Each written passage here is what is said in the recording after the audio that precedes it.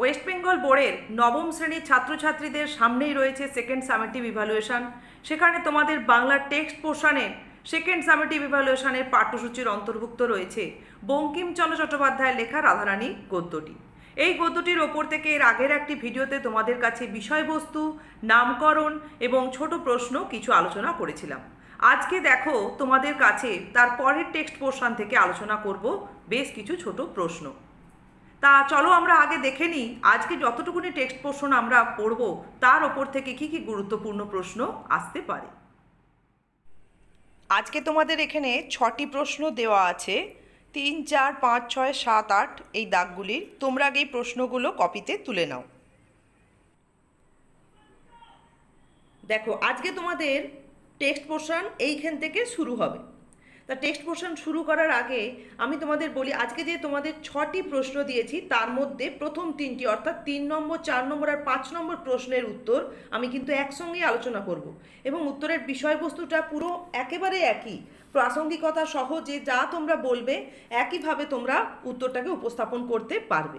তাহলে আগে তোমাদের কাছে কিছুটা টেক্সট পোর্শন আগে পড়ছি। দেখো, কিন্তু রথের টান অর্ধেক হইতে না হইতেই বৃষ্টি আরম্ভ হইল। বৃষ্টি দেখিয়া লোক সকল ভাঙিয়া গেল, মালা কেহ কিনিল না। রাধারানী মনে করিল যে আমি একটু না হয় ভিজিলাম, বৃষ্টি থামিলেই আবার লোক জমিবে, কিন্তু বৃষ্টি আর থামিল না, লোক আর জমিল না। সন্ধ্যা হইল, রাত্রি হইল, বড় অন্ধকার হইল। অগত্যা রাধারানী কাঁদিতে কাঁদিতে ফিরিল। অন্ধকার, পথ কর্দমময়, পিচ্ছিল, কিছুই দেখা যায় না। তাহাতে মুষলধারে শ্রাবণের ধারা বসিতেছিল। মাতার অন্নাভাব মনে করিয়া তদাপেক্ষাও রাধারানীর চক্ষু বাড়ি বর্ষণ করিতেছিল। রাধারানী কাঁদিতে কাঁদিতে আছাড় খাইতেছিল, কাঁদিতে কাঁদিতে উঠিতেছিল, আবার কাঁদিতে কাঁদিতে আছাড় খাইতেছিল। 2 গণ্ডবিলম্বী ঘন কৃষ্ণ অলকাবলি বাহিয়া, কবরী বাহিয়া বৃষ্টির জল পড়িয়া ভাসিয়া যাইতেছিল।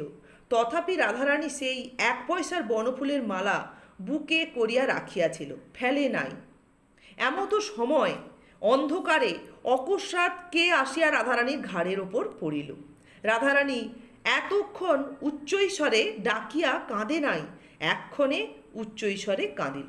আমি এতটা পড়ে থামলাম। দেখতে গেলে তোমাদের এখানে প্রায় 3টে প্যারা মতো পড়া হলো। তা আজকের প্রথমে যে 3 নম্বরের প্রশ্ন দেয়া রয়েছে এই লাইনটি ধরে, অগত্যা রাধারানী কাঁদিতে কাঁদিতে ফিরিল। 4 নম্বর প্রশ্ন দেয়া হয়েছে তোমাদের, তথাপি রাধারানী সেই 1 পয়সার বনফুলের মালা বুকে করিয়া রাখিয়াছিল, ফেলে নাই।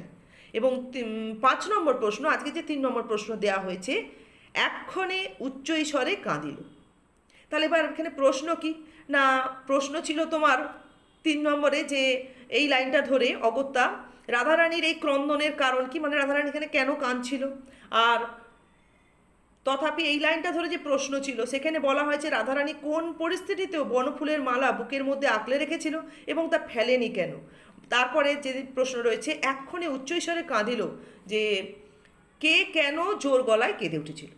তাহলে এই যে জায়গাটা এখানে আমরা দেখতে পাচ্ছি যে রাধারানী ওই বৃষ্টি হওয়ার কারণে রথের মেলা থেকে ফিরছিল, সেই সময়কার পরিস্থিতি। তাহলে এই জায়গায় যে লাইনগুলো আছে, আর যদি অন্য কোনো লাইন ধরেও প্রশ্ন তোমরা পাও তখন কিন্তু সেই লাইন ধরেও প্রশ্নের উত্তরের উপস্থাপনা একইভাবে তোমরা করতে পারবে। তাহলে কি বলবো এখানে উত্তরে, বলতে হবে যে রাধারানী যেমন উৎস নির্দেশ করলে আগে, তারপরে বলবে রাধারানী কাহিনীতে আমরা দেখি বেশ বড় বাড়ির মেয়ে ছিল। তার পিতার মৃত্যুর পর তার মায়ের এক জ্ঞাতির সঙ্গে বিষয়াশয় সম্পত্তি নিয়ে মোকদ্দমায় তিনি তার মা হেরে যান এবং প্রিভি কাউন্সিলে আপিল করতে গিয়ে দেখা যায় যে তার যা কিছু অলংকার ছিল বা যা কিছু অর্থ সমস্ত কিছুই নিঃশেষিত হয়। ফলে রাধারানী এবং তার মা একটি কুটিরে, রাধারানীর মা কোনো রকমে কায়িক পরিশ্রম করে দিনপাত করতে আরম্ভ করেন। কিন্তু রথের কিছুদিন পূর্বেই দেখা যায় রাধারানীর মা ঘোরতর অসুস্থ হয়ে পড়েন, আর রথের দিন এমনই তার শারীরিক অবস্থা হয় যে পথ্য না হলেই নয়। রাধারানী তখন উপায় না দেখে কাঁদতে কাঁদতে বাগান থেকে বনফুল তুলে তার মালা গাঁথতে শুরু করেন, যে সেই মালা রথের মেলায় বিক্রি করে যে 1-2 পয়সা উপার্জন করবে, সেই তার দ্বারাই তার মায়ের পথ্যের সংস্থান করবে। তা এই আশায় আমরা দেখি যে রাধারানী রথের মেলায় উপনীত হলে রথের দড়ির অর্ধেক টান পড়তে না পড়তেই, এবারে আমাদের আজকের পড়ার অংশ থেকে উত্তরটা চলে এলো, আমরা প্রসঙ্গটাকে উল্লেখ করে নিলাম। পড়তে না পড়তেই প্রবল বৃষ্টি শুরু হয়। বৃষ্টিতে সমস্ত লোকের জমায়েত বিচ্ছিন্ন হয়ে যায় এবং তার মালা কোনোভাবেই আর বিক্রি হয় না। রাধারানীর মনে তখনও আশা ছিল যে সে না হয় একটু ভিজুক, তবুও বৃষ্টি থামলে আবার লোকের সমাগম হবে এবং তার মালা কোনো না কোনোভাবে বিক্রি হবে। কিন্তু দেখা গেল রাধারানীর সে আশা পূরণ হলো না, বৃষ্টি থামলো না, লোকও জমলো না, উপরন্তু সন্ধ্যা হলো, রাত্রি হলো এবং অন্ধকার আরও প্রবল হয়ে উঠল। তখন রাধারানী বাধ্য হয়ে আর কোনো উপায় না দেখে কাঁদতে কাঁদতে বাড়ি ফিরতে আরম্ভ করেছিল। তাহলে তোমাদের আগে 5 নম্বর প্রশ্নের উত্তর এখানে কমপ্লিট। এরপর 6 নম্বর প্রশ্নের উত্তরে আর একটু পরিসর বাড়বে। কীরকম? এই প্যারার অংশটা, যে এই পরিস্থিতিতে কাঁদতে কাঁদতে বাড়ি ফিরতে আরম্ভ করে এবং ইতিমধ্যে প্রবল বর্ষণের কারণে পথ কর্দমময় পিচ্ছিল হয়ে উঠেছিল, কিছুই দেখা যাচ্ছিল না। রাধারানী সেই মুষলধারে যে শ্রাবণের ধারাবর্ষণ হচ্ছিল প্রকৃতিতে, দেখা গেছে যে রাধারানীর নিজের চক্ষু দিয়ে তার থেকেও প্রবল বেগে বাড়ি বর্ষণ হচ্ছিল তার মায়ের অন্নাভাবের কথা স্মরণ করে। রাধারানী এভাবেই কাঁদতে কাঁদতে পথে আছাড় কাটছিল, আবার উঠছিল, আবার পড়ছিল, এভাবেই সে ক্রমশ বাড়ির পথে এগিয়ে চলেছিল। দেখা গেছে যে তার দু গাল বেয়ে যে ঘন কেশরাশি নেমে এসেছে তা দিয়ে এবং তার কবরী দিয়ে বৃষ্টির জল অনবরত ঝরে পড়ছিল, কিন্তু কোনোভাবেই রাধারানী তার আশা হারায়নি। সেই 1 পয়সার বনফুলের মালাকে সেই পরিস্থিতিতেও বুকের মধ্যে আঁকলে রেখেছিল। তাহলে আজকে 6 নম্বর নয়, আজকে যেটা তোমাদের 4 নম্বর প্রশ্ন, তাহলে কোন পরিস্থিতিতে বনফুলের মালা আগলে রেখেছিল? উত্তরটা পুরো কমপ্লিট হলো শুরু থেকে শেষ পর্যন্ত। আর কেন ফেলে দেয়নি? না, রাধারানীর মনে তখনও পর্যন্ত আশা ছিল যদি কেউ কোনোভাবে মালাটা কেনে বা কাউকে সে বিক্রি করতে পারে, তার মায়ের পথ্যের সংস্থান সে করতে পারবে। তাহলে সেই আশাতেই কিন্তু বনফুলের মালাটাকে, সেই 1 পয়সার বনফুলের মালাকে রাধারানী তার বুকের মধ্যে আগলে রেখেছিল। তারপরে আজকে যেটা 5 নম্বর প্রশ্ন দেওয়া হয়েছে, এই পরিস্থিতিতে রাধারানী ক্রমশই যত তার বাড়ির পথে এগিয়ে চলছিল, এভাবেই হঠাৎ করে এক ব্যক্তি এসে যেন রাধারানীর ঘাড়ের ওপর পড়ে। তখন রাধারানী এতটাই এই পরিস্থিতির মধ্যে তো একে সে ভীত, সন্ত্রস্ত এবং মায়ের জন্য উদ্বিগ্ন ছিল ঠিকই, এবং এই পরিস্থিতিতে এক অপরিচিত ব্যক্তির সম্মুখীন হয় বা তার ঘাড়ের ওপর এসে পড়ায়, তখন রাধারানী তার ভীত সন্ত্রস্ত হয়ে নিজের ক্রন্দন আর ধরে রাখতে পারে না। ছোট মেয়ের মতোই, ছোট বালিকার মতোই বা ছেলে মানুষের মতোই উচ্চ স্বরে ক্রন্দন করতে লেগেছিল। তাহলে এই পর্যন্ত তোমরা দেখতে পাচ্ছ যে একই উত্তর, শুধু আমাদের লাইন ধরে যেভাবে প্রশ্ন থাকবে সেভাবে উত্তরের উপস্থাপনাটা কমপ্লিট করতে হবে। তাহলে এরপর আমাদের 5 নম্বর পর্যন্ত প্রশ্নের উত্তর আলোচনা হয়ে গেল, একই অংশ ধরে হলো। এরপরের চলো আমরা আগে টেক্সট পোর্শনটা একটু পড়ি, তারপরে 6 নম্বর প্রশ্নে যাব। যে ঘাড়ের ওপর আসিয়া পড়িয়াছিল সে বলিল, কে গা তুমি কাঁদো? পুরুষ মানুষের গলা, কিন্তু কণ্ঠস্বর শুনিয়া রাধারানীর রোদন বন্ধ হইল। দেখো, আজকে তোমাদের 6 নম্বর প্রশ্ন দেওয়া হয়েছে এই লাইন ধরে। তাহলে আমরা আগে একটু পড়ি, তারপরে আমরা প্রশ্নটা দেখব।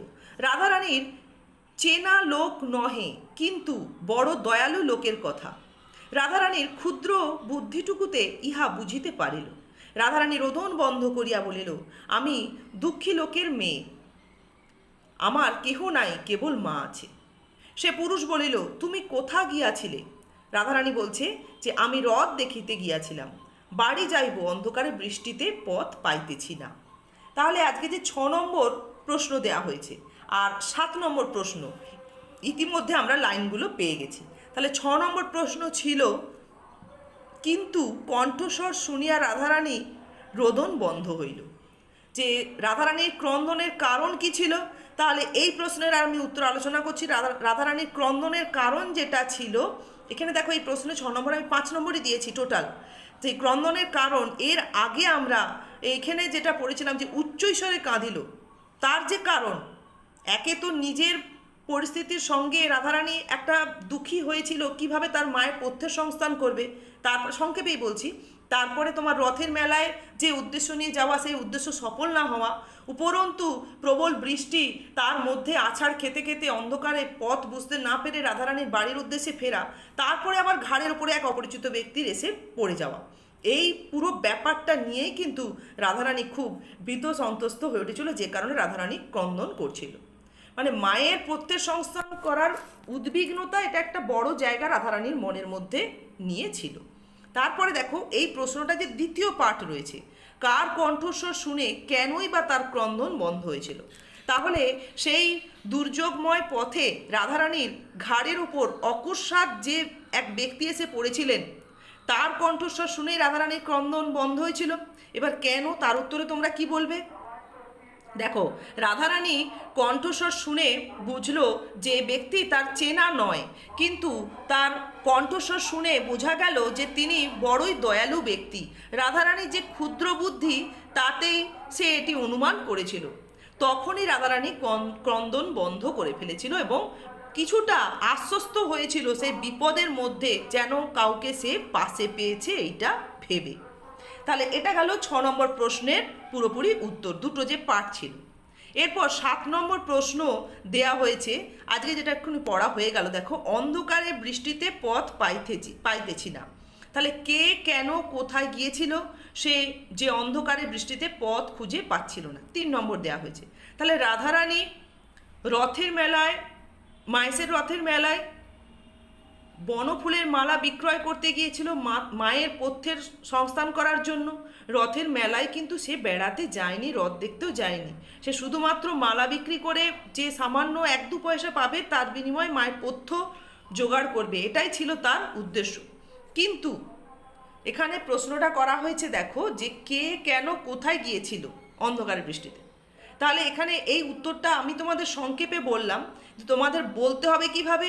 এর আগে যে আমরা আলোচনা করলাম 3 নম্বর, 4 নম্বর, 5 নম্বর প্রশ্নের উত্তর, যেভাবে রাধারানীর কোন বাড়ির মেয়ে ছিল, কোন পরিস্থিতিতে উপনীত হলো, মায়ের অসুস্থতার কারণে কি করতে বাধ্য হলো, পুরোটা দিয়েই কিন্তু এই উত্তরটা তোমাদের উপস্থাপন করতে হবে। তাহলে প্রশ্নে এখানে যেটা চাইছে সেটাই তোমাদের উপস্থাপন করতে হবে। শুধু যে লাইনের কাছেই সবসময় উত্তর পাবে তা কিন্তু নয়। কে কেন কোথায় গিয়েছিল অন্ধকারে বৃষ্টিতে, তা যে সে পথ খুঁজে পাচ্ছিল না। তাই এখানে সেই দুর্যোগময় পথে যখন এক অপরিচিত ব্যক্তি অকস্মাৎ তার ঘাড়ের উপর এসে পড়ে, তার সঙ্গেই কথোপকথন প্রসঙ্গে আমরা দেখতে পাই যে রাধারানীর সেই ব্যক্তিকেই, সেই দয়ালু যাকে মনে করেছিলেন ব্যক্তিটিকে, তাকেই জানাচ্ছেন তার সেই মেলায় যাওয়ার কথা। তারপরে দেখো 8 নম্বর প্রশ্ন আজকে যেটা দেয়া হয়েছে, তার আগে একটু টেক্সট পোর্শনটা দেখে নি চলো। পুরুষ তখন, মানে সেই অপরিচিত ব্যক্তিটি রাধারানীকে বলছেন, জানতে চাইছেন তোমার বাড়ি কোথায়। রাধারানী বলল, শ্রীরামপুর। সে ব্যক্তি বলিল, আমার সঙ্গে আইসো, আমিও শ্রীরামপুর যাইব। চলো, কোন পাড়ায় তোমার বাড়ি তাহা আমাকে বলিয়া দিও, আমি তোমাকে বাড়ি রাখিয়া আসিতেছি। বড় পিচ্ছল, তুমি আমার হাত ধরো, নইলে পড়িয়া যাইবে। এই রূপে সে ব্যক্তি রাধারানীকে লইয়া চলিল। অন্ধকারে সে রাধারানীর বয়স অনুমান করিতে পারে নাই, কিন্তু রাধারানীর স্বর বুঝিয়াছিল যে রাধারানী বড় বালিকা। এখন রাধারানী তাহার হাত ধরায় হস্তস্পর্শে জানিল রাধারানী বড় বালিকা। তখন সে জিজ্ঞাসা করিল যে তোমার বয়স কত। তাহলে আজকে আমরা এতটাই পড়ব। তাহলে আজকের যে শেষ প্রশ্ন রয়েছে 8 নম্বরে, দেখো, আমি তোমাকে বাড়ি রাখিয়া আসিতেছি। কে কাকে কোন পরিস্থিতিতে বাড়ি পৌঁছে দেওয়ার কথা বলেছে, এই লাইনটা ধরে প্রশ্ন দেওয়া হয়েছে। তাহলে কে এখানে সেই রথের মেলায় রাধারানী যে দুর্যোগপূর্ণ পরিস্থিতির মধ্য দিয়ে সেই 1 পয়সার বনফুলের মালা বুকের মধ্যে করে আগলে নিয়ে বাড়ি ফিরছিল, সেই সময় যে অপরিচিত ব্যক্তি রাধারানীর ঘাড়ের ওপর এসে পড়েছিল, এখানে সেই ব্যক্তির কথাই বলা হয়েছে। কাহিনীতে যদি আমরা পরের অংশে যাইনি, যেহেতু তার একটা আমরা নাম পেয়েছি, এখানে তোমরা সেটাও উল্লেখ করবে যে কাহিনীর পরবর্তী অংশে যাকে আমরা রুক্মিণী কুমার রায় নামে চিনেছি বা জেনেছি কাহিনীর মধ্য থেকেই। আচ্ছা, তাহলে এবারে কেন তাকে বাড়ি পৌঁছে দেওয়ার কথা বলেছেন? স্বভাবতই আমরা এখানে কাহিনীতে যে রাধারানীর বুদ্ধিতে যেটা ধরা পড়েছিল, যে ব্যক্তিটি দয়ালু ছিলেন, রাধারানীর পরিস্থিতি দেখে তার প্রতি দয়াবশতই বা তাকে নিরাপদে বাড়ি পৌঁছে দেওয়ার জন্যই এই মন্তব্য তিনি করেছেন। এবার কোন পরিস্থিতিতে, তার উত্তরে কি আসবে না, যখন রাধারানী এই রথের মেলায় মালা বিক্রির জন্য উপনীত হয়েছিল, পর মুহূর্তেই বৃষ্টি শুরু হয় এবং তার জমায়েত ভেঙে যায়, তার মালাও বিক্রি হয় না। কিন্তু রাধারানী তো মনে আশা থাকে যে বৃষ্টি থামবে, সে নিজে ভিজলেও তার মালা জমায়েত হবে এবং মালাটা বিক্রি হবে, মায়ের অন্যের সংস্থান করতে পারবে। কিন্তু ক্রমে ক্রমে রাধারানী দেখে যে পরিস্থিতি আরও দুর্যোগপূর্ণ হয়ে ওঠে, ফলে সেই পরিস্থিতির শিকার হয়ে রাধারানী কাঁদতে কাঁদতে আছাড় খেতে খেতে কোনো ক্রমে বাড়ি ফেরার চেষ্টা করছিল। কিন্তু কোনোভাবেই যখন বাড়ি ফিরতে পারছিল না এবং মায়ের অন্যের সংস্থান করার উদ্বিগ্নতা যখন রাধারানীকে আরও ক্রমশ গ্রাস করে ফেলেছিল, সেই রকমই এক পরিস্থিতিতে এই দয়ালু ব্যক্তি, অর্থাৎ কাহিনীতে যাকে আমরা পরবর্তী অংশে রুক্মিণী কুমার রায় নামে পেয়ে থাকি, তার সাক্ষাৎ হয় এবং এই পরিস্থিতিতেই তিনি তাকে বাড়ি নিরাপদে পৌঁছে দেওয়ার জন্য আশ্বস্ত করেন। তাহলে এটাই আমরা এখানে পেয়েছি কাহিনীর মধ্যে। আজকে দেখো এই প্যারাটার মধ্যে সেরকম কিছু প্রশ্ন আমি দিলাম না। আজ তোমাদের এতটা আলোচনা করলাম প্রশ্ন উত্তর সহ। ভেবেছিলাম আজ আমি পুরো টেক্সটটাই কমপ্লিট করব, এর আগের ভিডিওতে তাই বলেছিলাম। কিন্তু তোমাদের তাড়াহুড়ো করে একটা টেক্সট পোর্শন কমপ্লিট করে দিলে, অনেকটা একসঙ্গে প্রশ্ন সহ আলোচনা করে দিলে তোমাদের কিন্তু উত্তরগুলো একসঙ্গে অতটা তোমরা নিতেও পারবে না। একটু একটু করে টেক্সট পোর্শন তৈরি করো, তাহলে দেখবে খুব সহজে তোমাদের কম সময়ের মধ্যেই পুরোটা সুন্দরভাবে তৈরি হবে।